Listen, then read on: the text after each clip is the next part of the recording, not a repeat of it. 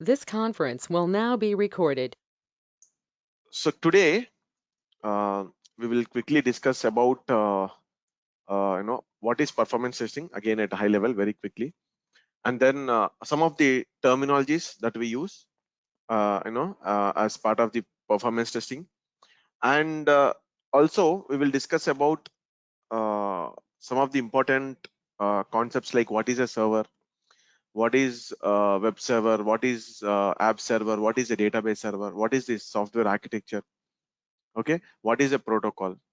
So these things I will cover today because these are very important to understand the actual performance testing, at a high level, like for example, or in detail, you can say. So whatever the performance testing we do, that is entirely dependent on the servers. So it's always better to understand what is a server first, and then go ahead and discuss, what are the different types of performance testing we do and all those things.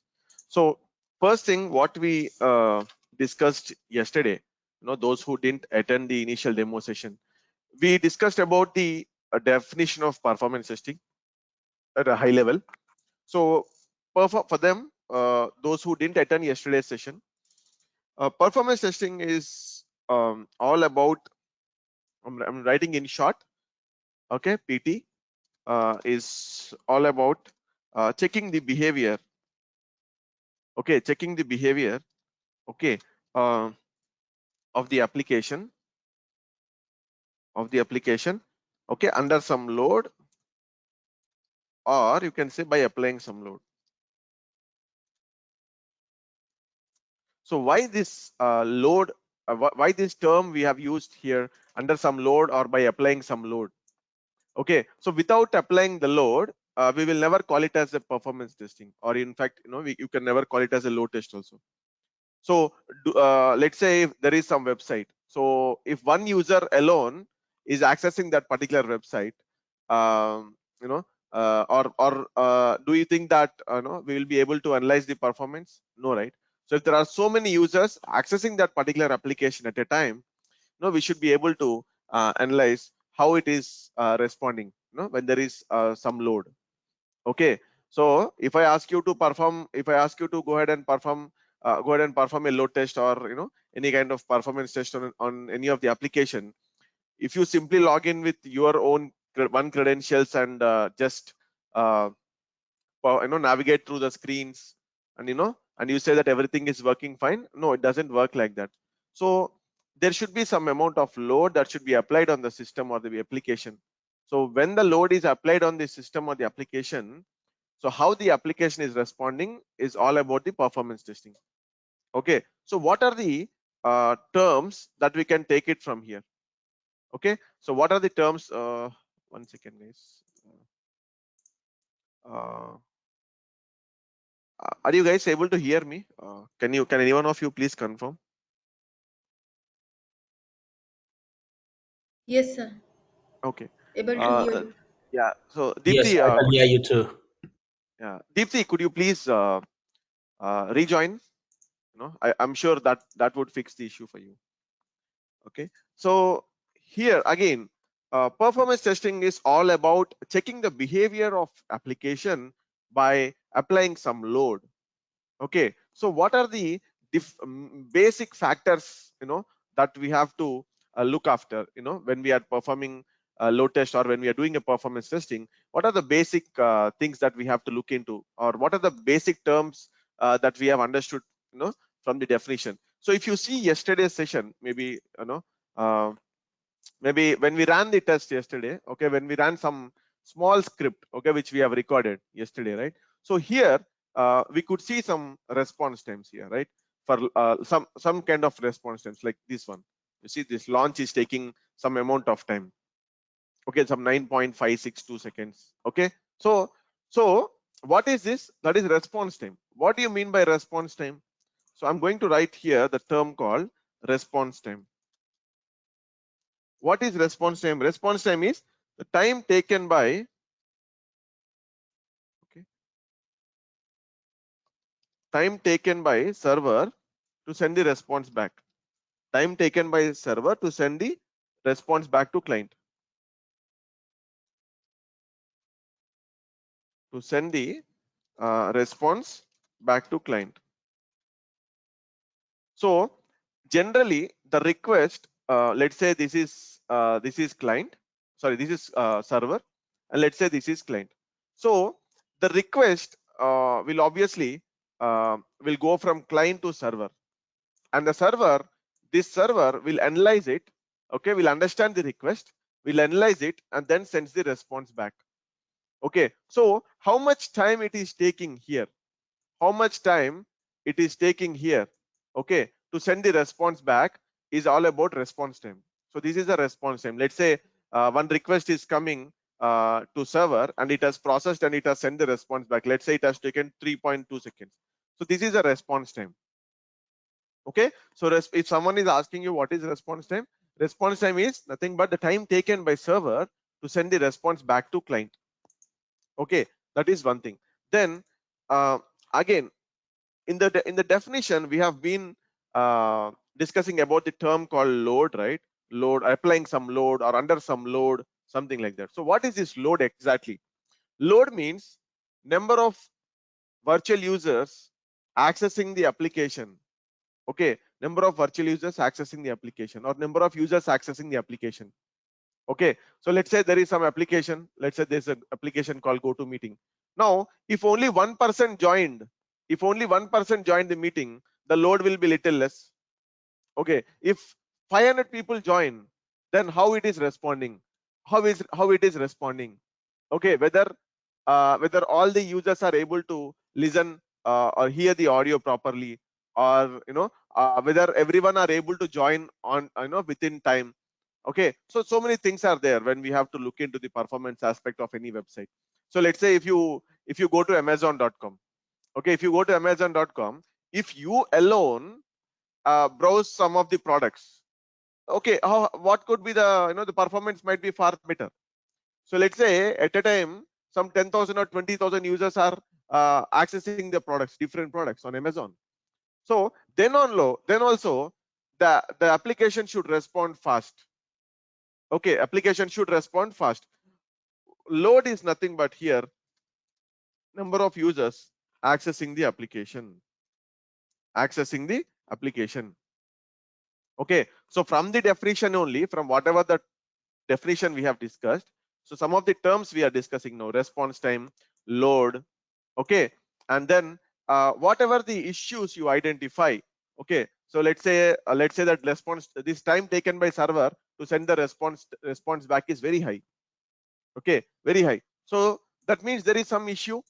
Generally, as per the industry standard, if you click a link or if you click a button, the user should be able to navigate to next page within 2 seconds. That is industry standard, guys. For any web application, if you click a button or if you click a link, you should be able to navigate to the next page within 2 seconds. But in some projects or some projects where the architecture is very complex, the client will be okay to accept the response times somewhere between less than 5 seconds also. Okay, it depends on project. Some projects they say that no, for their architecture 2 seconds is a max. That's the threshold value. In some projects it might be 3 seconds. In some projects it might be 5 seconds. That's the max. No one is ready to accept beyond 5 seconds for sure. Okay, so if you click a link or if you click a button, if it is taking more than 5 seconds, definitely it is an issue. Okay, that issue we call it as bottleneck. The term which we use in the performance testing is bottleneck. Issues identified during performance testing. See, I just mentioned only one issue, that is related to high response time. There could be other issues also which we will discuss again later. Okay, so performance testing is all about checking the behavior of the application under some load by applying some load. Okay, response time means time taken by the server to send the response back to client. Load means number of users accessing the application. Bottleneck means issues identified during performance testing. During performance testing. What is the industry standard? Let me write here that Industry standard is 2 seconds. 2 seconds, guys. So the response times, whatever for whatever the actions you perform, the response time should be less than 2 seconds. Okay. So yesterday we discussed one more important point also, like why performance testing is mandatory or why performance testing is required. See, as I said, without going through the phase of performance testing, the application should not be deployed into production or should not be going into production. Production means where the end users actually use that application. Okay. Now, what happens if the performance testing is not done prior to the application, deployed into live? Okay. So if there are some performance issues, okay, if there might be some performance issues, okay, for which they might incur huge loss also. Okay, for which they might incur huge loss. So let's say, let's take Amazon website only. So you selected one product, you added some of the products to cart, and you initiated a payment, and the payment should ideally be completed in, let's say, 30-40 seconds, right? Obviously you'll get some OTP, and you'll enter that OTP or you submit, and then you'll get a success message, whatever it is. But for some reasons, if it takes like 1 minute, 2 minutes, imagine the loss they will incur. Okay, so imagine the loss they will incur. So some of the that could be one of the bottleneck. The other type of bottleneck could be, it could keep on loading the payment page. It will never show success message. It will keep on loading forever. That could be one kind of issue. And some other kind of issue can be, suddenly it will say that error occurred, please try again. So there are so many things. Okay, there are so many things where which we can identify as part of performance testing. So performance testing is very important. Okay, so without going through the phase of this performance testing, then no application should go to production. Okay, if they are going to production without doing the performance testing, that is a risk. There is a definite risk for sure. Okay, so with this, I'm sure we understood now. We are very clear about what is this performance testing all about, what is this response time, what is this load, what is this bottleneck, and so on. Okay, anyone has any doubts as of now? Because the basics should be strong, right? So we are okay to discuss for some more time. So if anyone is asking you about performance testing, you should be able to tell immediately without any confusion. So that's the reason, even though yesterday we discussed for 5 minutes or so about performance testing, I would like to take additional time today to discuss about the terms and terminologies as well. So response time, and we have to discuss about this term called server also. We'll discuss in some time now. Okay. Yeah, yes, sir. Can you please explain any example to find out the bottleneck scenario? We will see that. Identification of bottleneck directly. We may not be able to replicate as of I will show you some practical examples when we do scripting and so on. But as of now, what I can say is like how to identify bottleneck is a different thing, guys. That's a different thing. So there are different approaches. There are different tools we use to identify bottlenecks. In one go, if you want to understand how to identify bottleneck, what are the different how to identify bottleneck, it's little bit too early to discuss now, because we are yet to discuss the basic terms and terminologies. So response time, load, bottleneck. I told you what kind of bottlenecks we will see, like high response times. Sometimes the pages will load forever. Okay, sometimes you will see some of the errors. Sometimes the application goes down. So there might be some issues. Okay, these sort of issues which we call it as bottlenecks. So how do you identify each of these bottlenecks? We will discuss in our upcoming session for sure. Okay, because it needs more time and it needs some practical examples also, right? That's the reason. Any other questions with respect to the performance testing and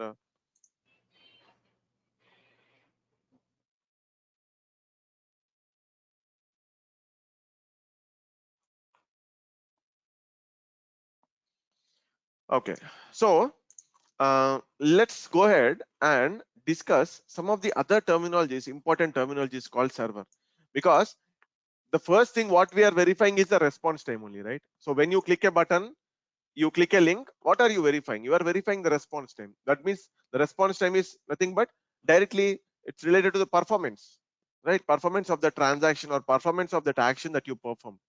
So what we mentioned here is the time taken by server to send the response back. So what is this server? What is this server? Okay, or before discussing what is this server, I will tell you why it is important to understand the term called server, why it is important to understand the overall software or architecture as well. Very important to understand the software architecture as well. So I will tell you one question. Let me open this slide. uh, let me discuss this. Okay, so importance of software architecture. Okay, so let's say you have one user ID and password text box here. This is username and password text box. You entered username and password for the application. Let's say this is one of the application homepage. Now you entered username and password here. You clicked on submit button. What should happen if as soon as you click on submit button? It should navigate you to the home page, obviously, right? So, okay, it's navigating you to the home page. That's fine. It's working fine. But it is taking 1 minute time or 2 minutes time. Okay, considering the functionality part, it's fine. I'm able to navigate to home page successfully. But considering the performance testing or performance criteria, 1 minute, taking 1 minute or 2 minutes just to navigate to home page is not at all acceptable. That means there is some issue or some bottleneck, okay, which is causing the issue, which is causing the delay. What is that issue? Okay, how do you know? How do you identify what is that issue?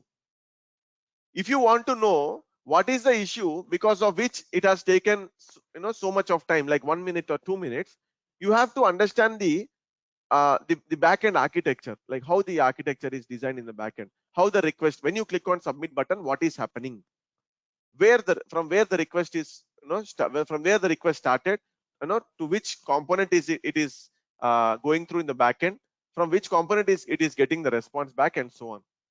So here, uh, here you see, what if the login process is slow? Reason could be an issue with the application. Whatever the issues because of which this login process is slow is called bottleneck.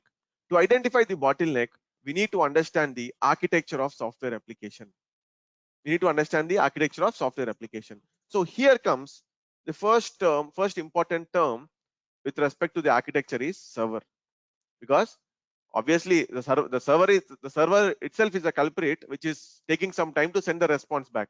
So if it is taking 10 seconds, 20 seconds, 1 minute, that means there is some issue. So what is that issue? Why the server is taking so much time? We have to identify. So for that, we need to understand what is a server. What is a server?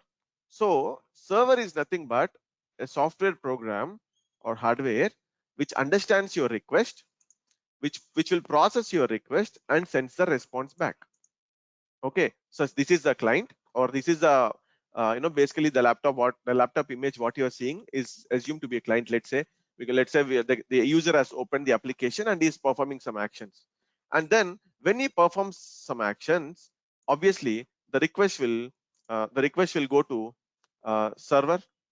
The client request will go to server, and then the server will send the response back. So this is client. Okay, this is server. Okay, so whatever the request the client is sending, the server should understand the request first, then process the request, and then sends the response back. Sends the response back. So what is a server? This server, okay, is a software program or hardware which can understand the request sent by client, which can process the request, which can send the response back. Okay, let's say here you have entered username and password. Here you entered username and password, you clicked on submit button. The request will go to server. What the server should do? The server should understand what is the request that it received. Okay, it received the request to authenticate. So what is the input it has received? Username and password. So when I say process your request, that means it should validate the credentials. That means the server should validate the credentials. Then if the user ID and password are correct, okay, then it should send the response back, success response back. If the username and password are wrong or incorrect, it should send a failure response, right? Depending on what is the how the process went, it can either send the success response or failure response. Both of the things are possible. Okay, so if someone is asking you what is a server, you should say it's a software program or hardware which will understand your request, process your request, and sends the response back. Now basically when you discuss about software, so here you see any software which is capable of doing the above is called server. When I say doing the above, these three steps. But one more important point which we should understand is the software alone cannot run on its own. Can any software run on its own? Okay, definitely it needs hardware support, right? So the combination of both is called server. So for example, let's say I have given you some software in Excel sheet, I mean some data in Excel sheet, okay, some programs or some macro code, whatever it is, I have given in some Excel file, and I copied that Excel file into a pen drive and I've given it to you. Will you be able to run those programs without any hardware support? No. You have that software, you definitely have that software. Will you be able to run that particular software, okay, without any hardware support? No, right? You definitely need any USB connector point or any kind of CPU, or where you can connect the USB and you can access that Excel software and the data, whatever it is, right? So the combination should be there, both software and hardware, the combination should be there. So if someone is asking you what is a server, you should tell them that it's a software program or hardware which understands your request, process your request, and sends the response back. Now in the entire performance testing, everything is about the request response. What is the request sent? What was the response we got? If we got the success response, how much time it has taken? If we get failure response, what was the reason for failure? So these things continuously, day in day out, you will be dealing with in your day-to-day performance testing activities.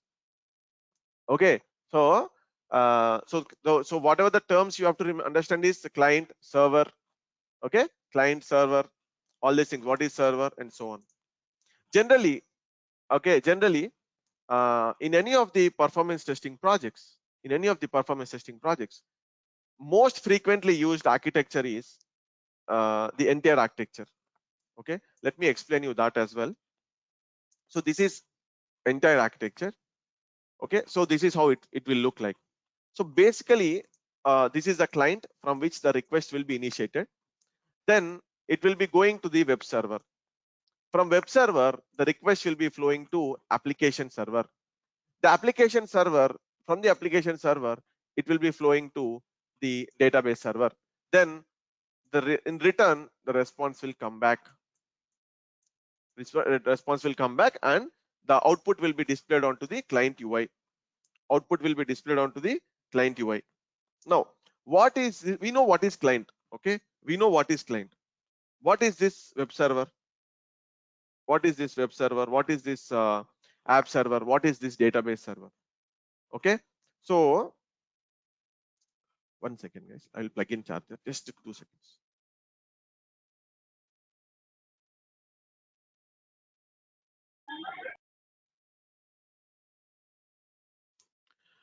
Okay, so let me quickly explain you what is a web server as well.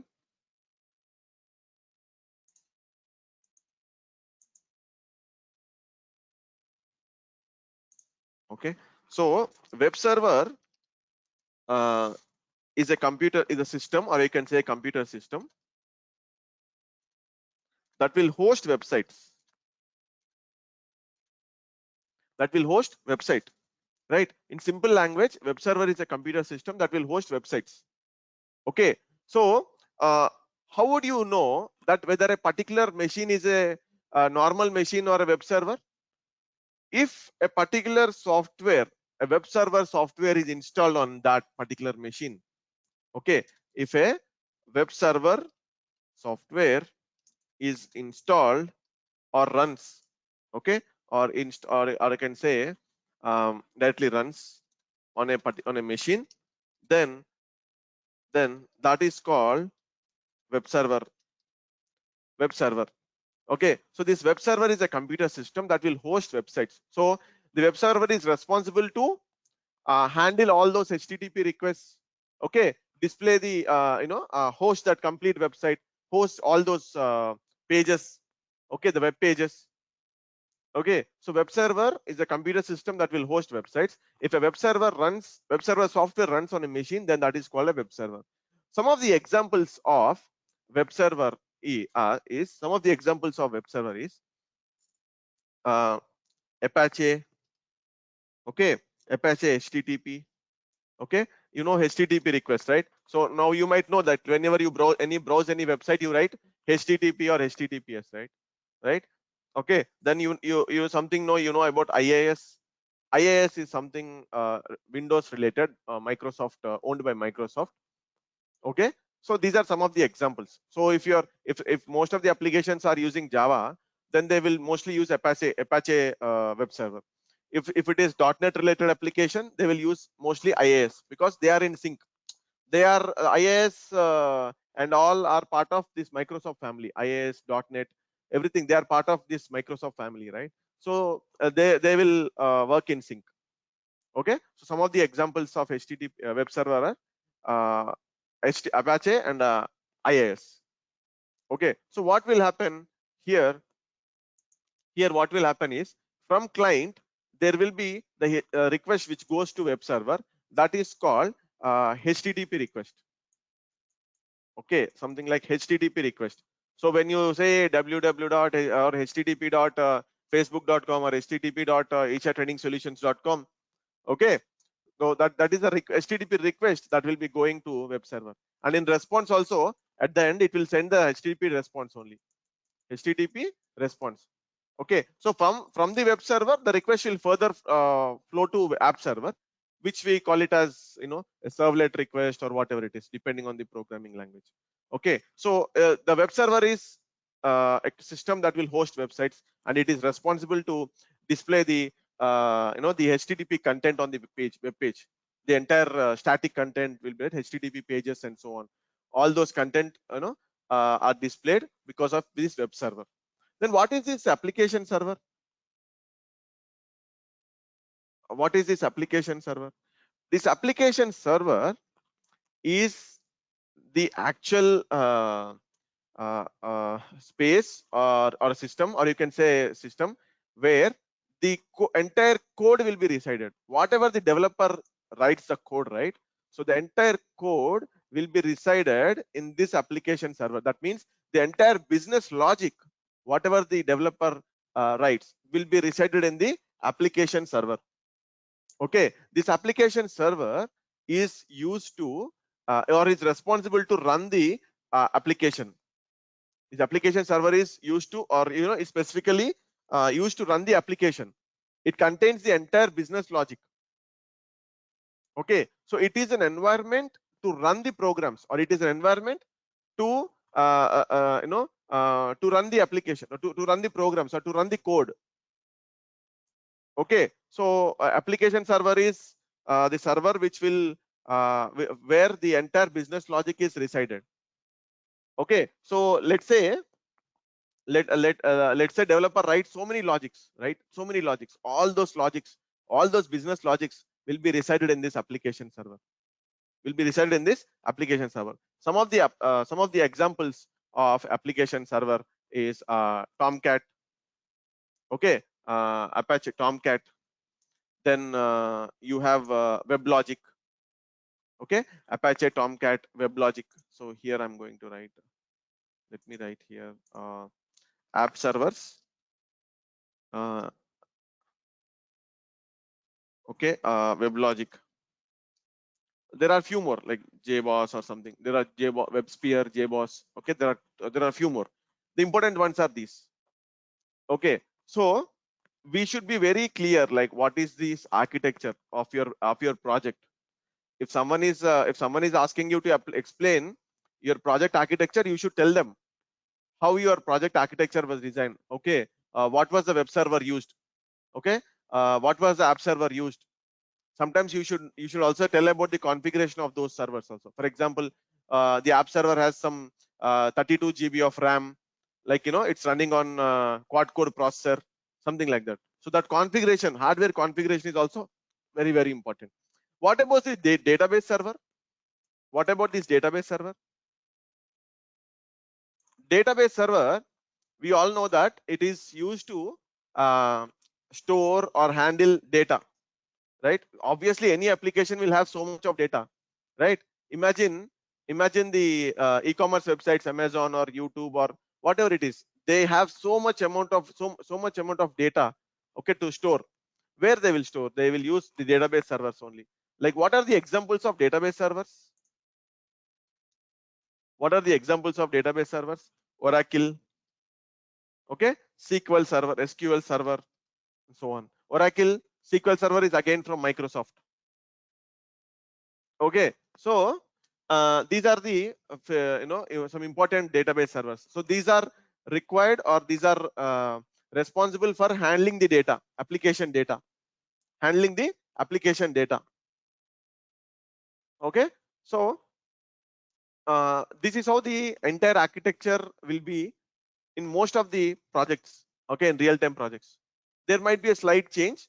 Again, whenever you join any project, or whenever you're assigned some work, you have to first understand the underlying architecture of your application. Then you have to start working on that project, because anytime there might be questions from client, like how the app server is behaving, how the web server is behaving, and so on. Actually, there will be one more component, or one more software program in between, which we call it as load balancer. We will discuss that again, okay, because there are a few algorithms which we can discuss, like at a high level. So there is some one more software program, or a concept which we have to discuss, that is called load balancer. We will discuss that again. Okay, now hope you all understood, like, what is this server, what is this web server, what is this app server, what is this database server, and so on. So going forward also, if few of them are still confused, okay, going forward, we will have we will see how these servers are configured, or how can we fetch the data from them, or what are the different tools we can use to get the metrics from the app servers, and so on. One more important point. Okay, so here in some of the projects, what will happen is, this particular app server alone will not be able to handle the complete load. So let's say this app server is having like 8 GB RAM, and he is using some dual core or quad core processor, or whatever it is. Okay, but it is not able to handle, let's say, more than 1 lakh requests, or more than 1 lakh, or more than 20,000 requests, or more than 1 lakh requests. It's not able to handle. Then what will they do? There are two options here. Either you can add one more application server here. That means you can have multiple app server instances. You can have multiple application server instances. Okay, so when you and then when you add additional servers, then it is called scale out. That when you add additional servers, then it is called scale out. Okay, the term is scale out. In some projects, due to some financial issues, they will not be able to buy, or purchase a new application server altogether, hardware altogether.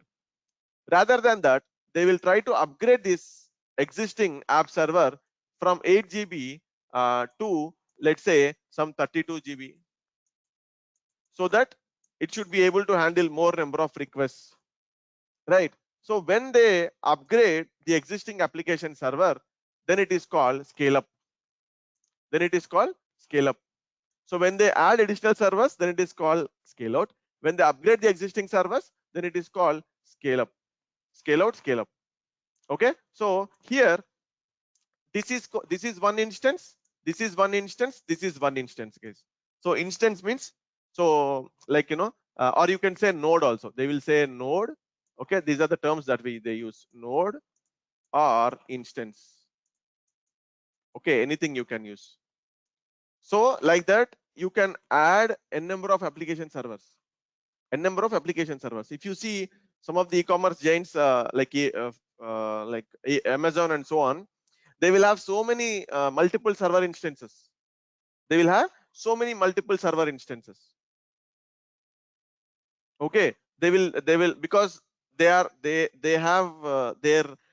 website being accessed across the globe, right? So they have different they have different application servers hosted at different data centers across the globe. Okay, so let's say in US they might have some data, they might have their servers hosted at data center, let's say in Minneapolis, or let's say in California. Let's say for India they might have some servers hosted, for the Indian users somewhere in Chennai or Mumbai, right? So many application servers, because one or two application servers cannot handle those many number of users for sure. So just to understand the concept, I'm just telling you that we can add more number of app servers. We can add more number of app servers. Okay, node is nothing but this one. If you add one more app server, that means you are adding one more node to it.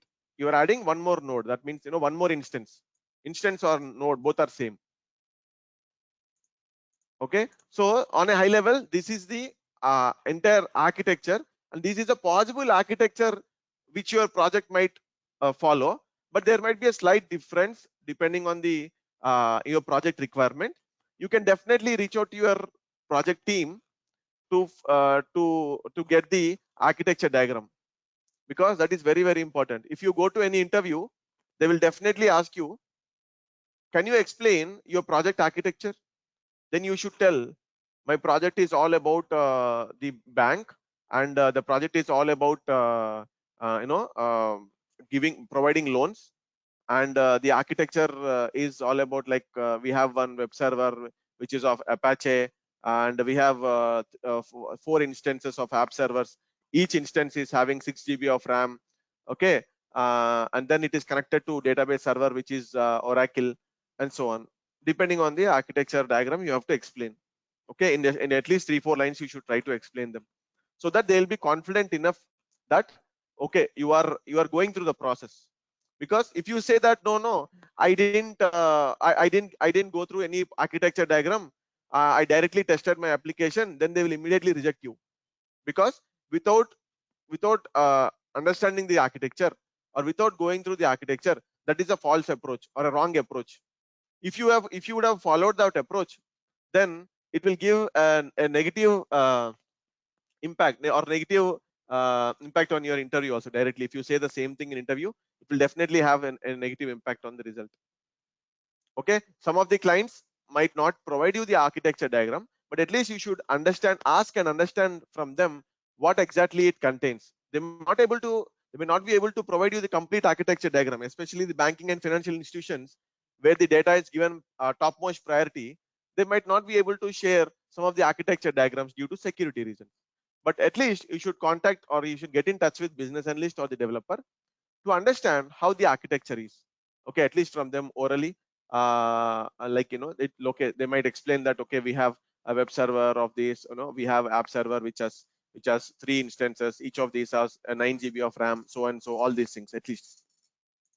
Okay, then you might get a doubt, like I told you previously in the previous slide also. The client will send request to server. The server should understand the request. Then only it will be able to process and send the response back, right? So now, how will it understand the request?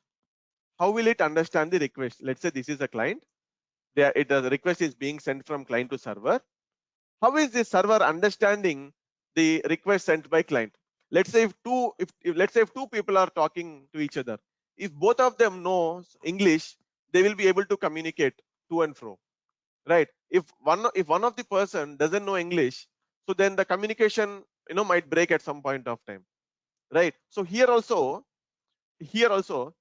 whatever the request that client is sending, the server should understand. How will the server understand what the client is sending? Without understanding, the server can never process the request and can never send the response back. So the topic or the concept here is about the protocol. It follows some protocols. The client and servers, they follow some protocols. In general, if you see the textbook definition, the term protocol refers to set of rules. The term protocol refers to set of rules. Okay, depending on the kind of communication required between client and server, protocol is selected by architect. Protocol is selected by architect. So let's say if it is a web application and the communication is based on the HTTP request. When the communication is based on the HTTP request, obviously the protocol that we choose is either HTTP or HTTPS. HTTP or HTTPS. If the communication is only related to transfer of files, then we choose FTP, file transfer protocol.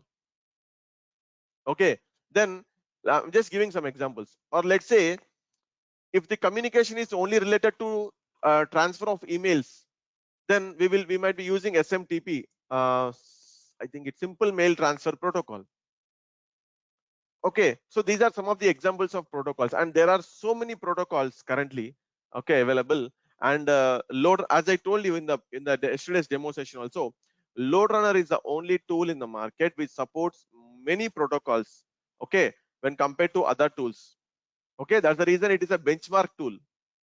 It's a benchmark tool. It supports so many protocols. As a performance tester, you should be familiar with at least 2 or 3 protocols for interview purposes.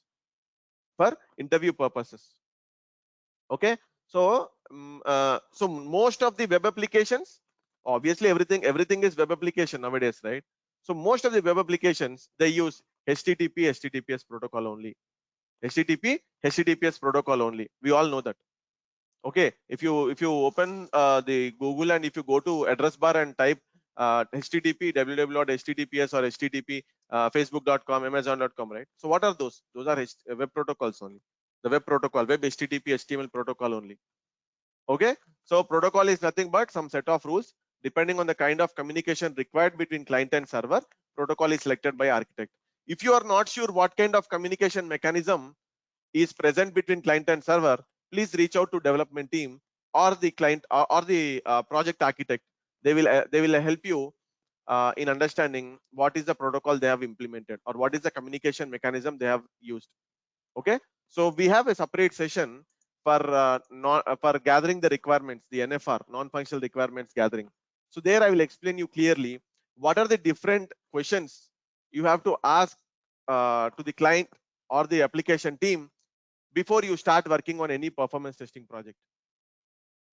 Okay, it's very mandatory that you need to post all the questions which are required to begin the performance testing for your applications. We have a separate session for that. Okay, uh, so most probably Monday or Tuesday we might cover that particular topic. Okay, so that is it for today. Oh, one more thing, and I would like to quickly cover this particular slide also. This particular slide is a overall high level information about the performance testing lifecycle, or generally you can say that what is the process usually you follow in your performance testing projects. So these are the different activities every performance tester do in their day-to-day, in their projects, performance testing projects. So whatever the left hand side topics you are seeing, these are document based. Whatever the right hand side options you are seeing, these are practical sessions like scripting, enhancements, test data, scenario design and execution through controller, analysis, reporting and all. This left hand side topics, whatever I mentioned, non-functional requirements, test plan, workload model, all these are document based, which we will be covering in our next 3-4 sessions. Very important from interview point of view also. Very important from interview point of view also. Okay, so on just to give you some idea like what we might cover in next 2-3 days. So these are the things: NFR, test plan, workload modeling. Then we will definitely move on to the practical sessions. So once hardly it will take 3 or 4 sessions more, 4 or 5 max, then we will move on to the practical sessions completely. From then on, the 3 weeks we will be completely doing the practical sessions only.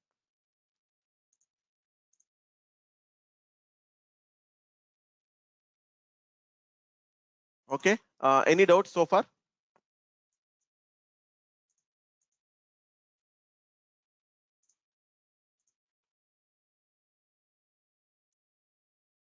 Kaushik, I have a quick question and it is little bit out of the box. Can I ask that?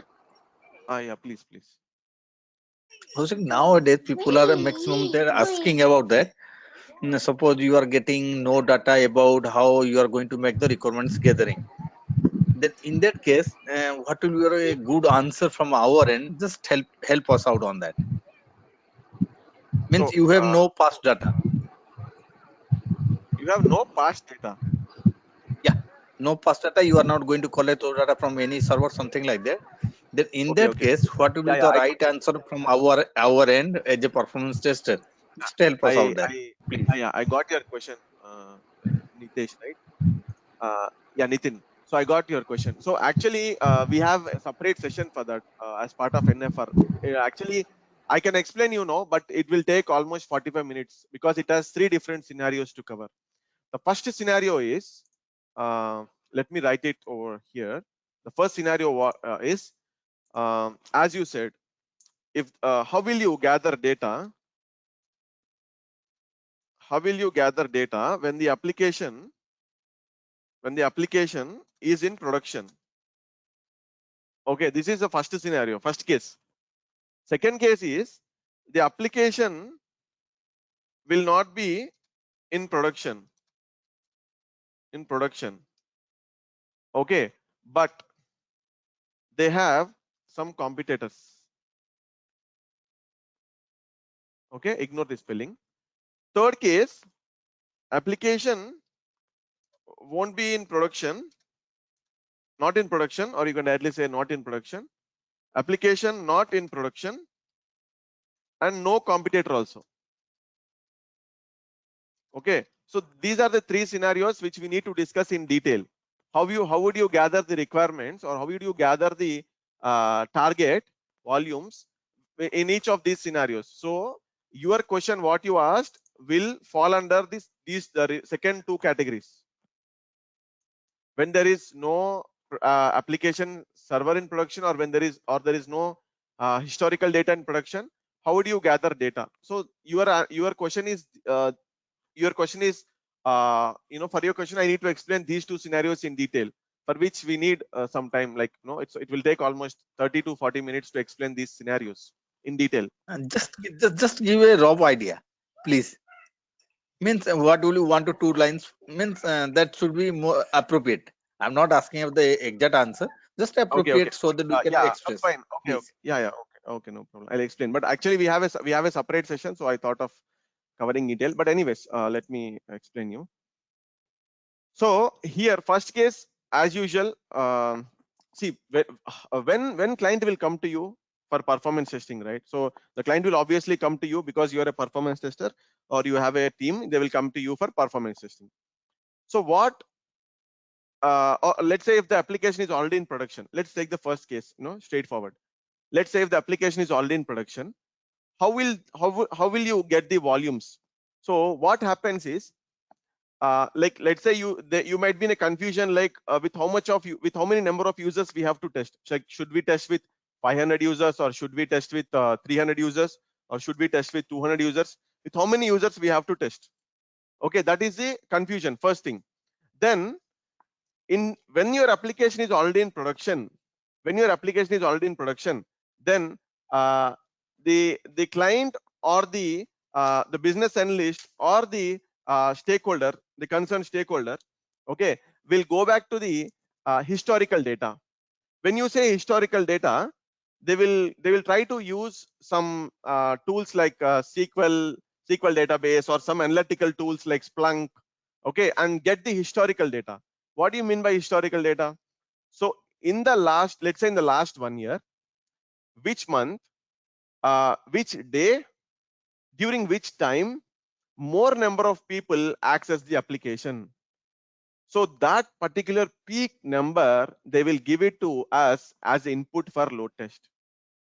That is the first case. How will you gather the target data, that is the target volumes that you have to test when the application is in production? So they will go and get the historical data by using some analytical tools like Splunk or SQL or whatever it is.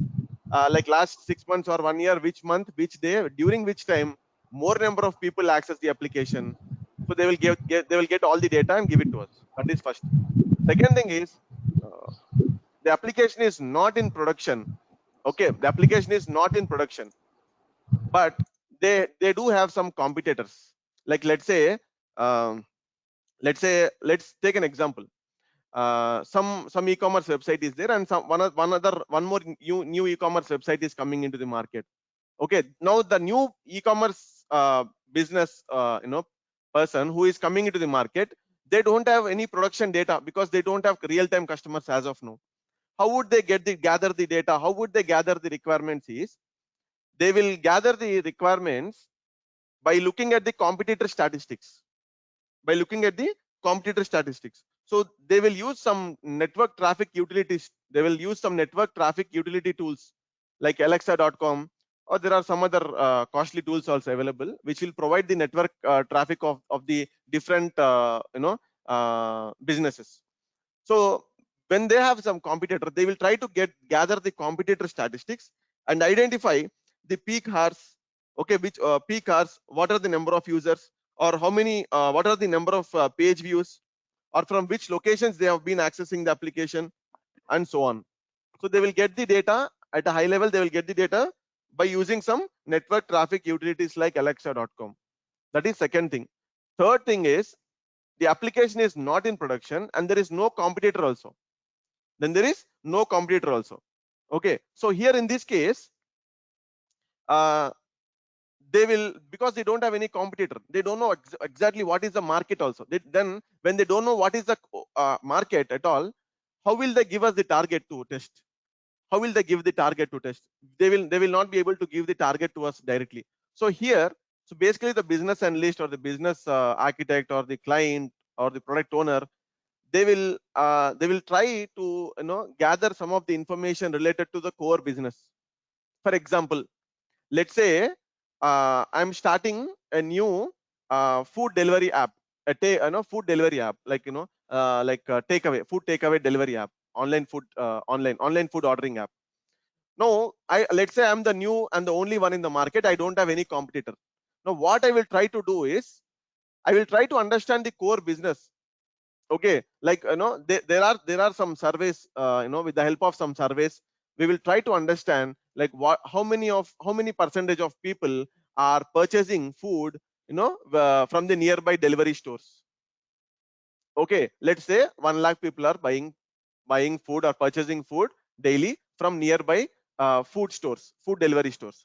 Now out of these 1 lakh, we should analyze and come to a conclusion or assume how many of these customers might register for online or might go for online services if I start the business. Let's say out of 1 lakh, we might assume that, let's say some 25% will definitely move to online. Okay, that means 25,000 out of 1 lakh. 25% means 25,000. Out of the 25,000. Okay, so you have to understand and at the same time you have to understand what is the peak business time. What is the peak business time for food? Like obviously the lunch time and the dinner time. So that is a peak time. So at that particular time, at least you should be able to manage. At least the application should be able to manage at least 25% of the core business. That means if 1 lakh is the core business, at least it should begin with 25,000 capacity. So like that, they have some calculations. Okay, in fact, the low-level performance tester might not be involved in these situations. If you go to any interview, if they ask you about, did you ever get a chance in your project? Okay, did you ever get a chance in your project to discuss with all the stakeholders? To gather the requirements when your application is not in production, and then probably so and so. Then if you say that no, I only decided the core business. No, I only decided that 25% of the core business will be my online business. No, it doesn't work like that. So better answer and generic answer what you can give is, we had couple of discussions with the business analyst and the stakeholders, okay, to finalize the non-functional requirements. So because sometimes these core business details all these details they will not share with the our team also. They will keep it as a secret. Okay, why will the product owner tell the core business data or details to a performance tester? Because it think practically sometimes, if the data is very crucial for them, if the data is very crucial, why would a product owner or the client share the complete data with the directly performance tester? No, this is my core business, I'm targeting 25% of this, so and so. No, they will discuss, like the product owner, the architect, or and the business analyst, all these guys at the high level, all these stakeholders will decide. And because we as a performance tester will directly interact with the business analyst, we would take this information from the business analyst. So better answer is yes, we had some such situation once wherein we got a chance to interact only with the business analyst to finalize the non-functional requirements. That's it.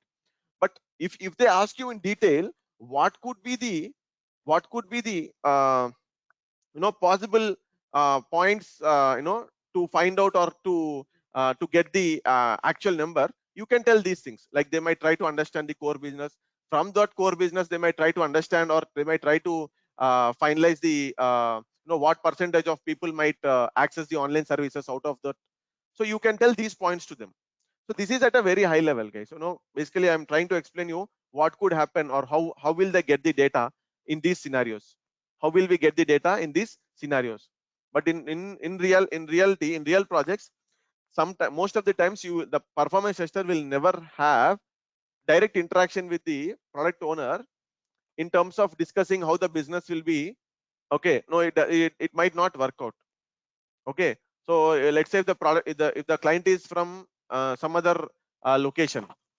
So if let's say if the performance team is in some other location, let's assume that first of all the performance tester will not be in a position to understand the other location business.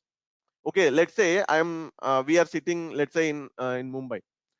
How will we know the core business of food delivery application in US? We will not be able to know, right? Then when without knowing, how can we further discuss in detail with product owner? So it's better they discuss in detail about the core business, and out of those core business, how many of people can access online, could possibly access online. Then they will discuss and provide the details to us through business analyst. So that's how it is. Hope I answered most of the points, whatever you are asking. Yeah, it's really appreciate your answers. But just tell me one thing. In the first point, what are the things you have already told about that you have to collect the production data? Then for how many days? For 7 days data you are going to collect, or 15 days, or 1 month? So If anybody is asking, it will be last 6 months minimum, and 6 months to 1 year at least. So because the data that, or the number of users that we have to test, is the peak hour data. What do you mean by peak hour data? Is nothing but, let's say in the last 6 months or last 1 year, which month, which day, which time more number of people access that application. That is the peak. Beyond that, it was no more users access beyond that. Okay, that's the peak. That means we are taking that peak number for our load test. Okay, so let's say in US, we all know that every year November some Thanksgiving day will come, or Thanksgiving week.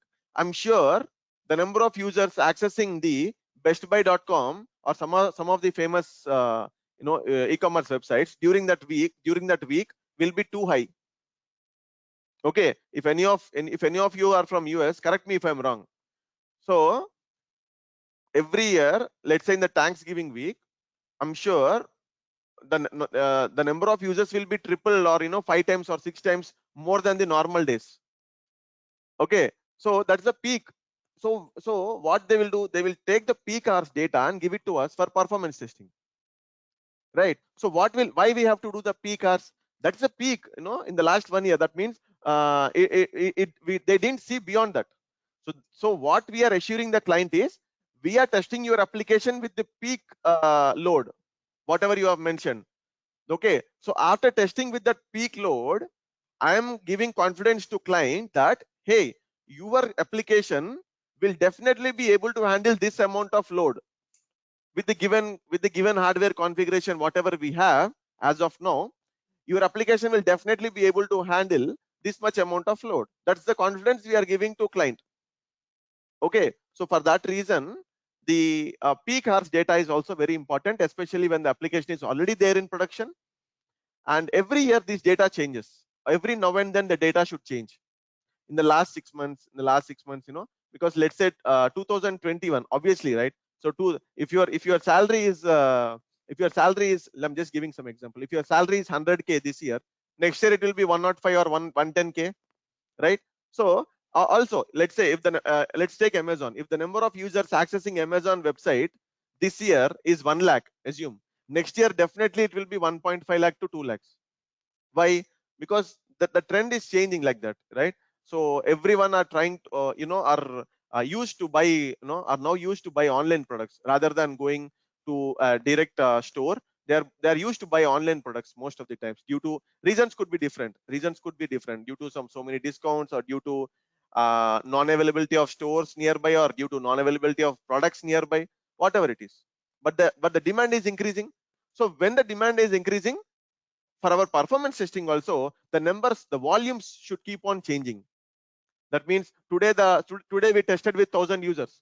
Tomorrow we might test with 2000 users, depending on the application performance in this 1 year, something like that. Okay, so hope I answered all of your questions.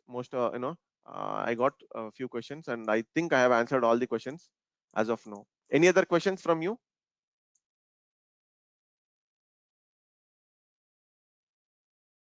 Hi, can you hear me? Yes, I can hear you. I actually had one of the first questions. Like if the application size is less, for example,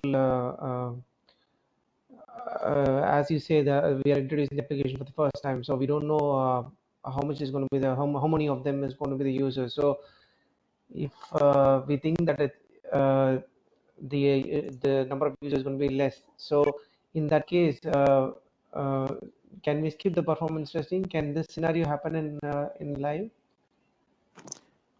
No. So how would you do that in that case is, let's say you begin with some small number of users. Let's say begin with 100 users or 50 users or 100 users, and then you try to analyze how the application is behaving, and then you try to increase the load slowly. Like, next time you test with 200, next time you test with 300.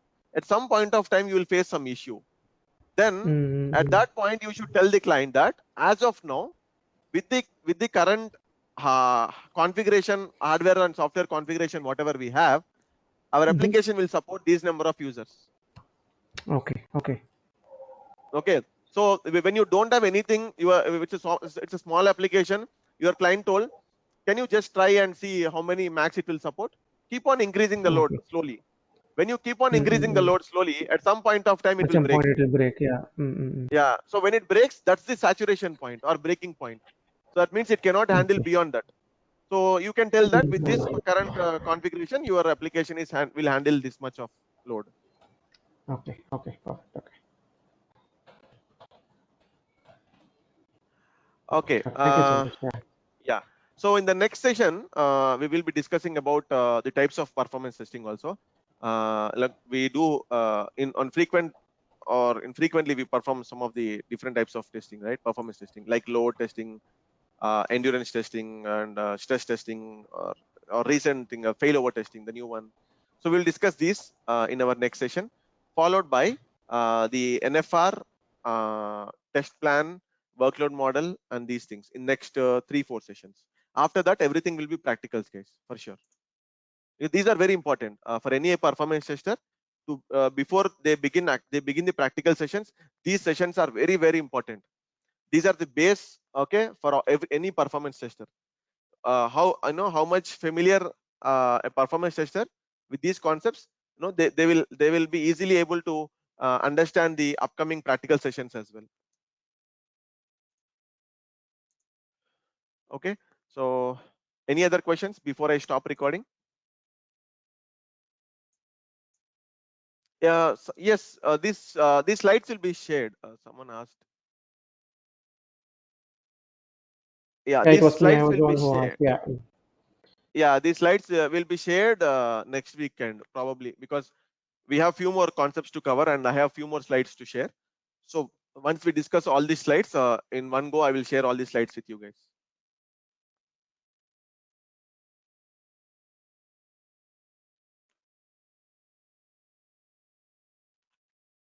Yes, Samuel.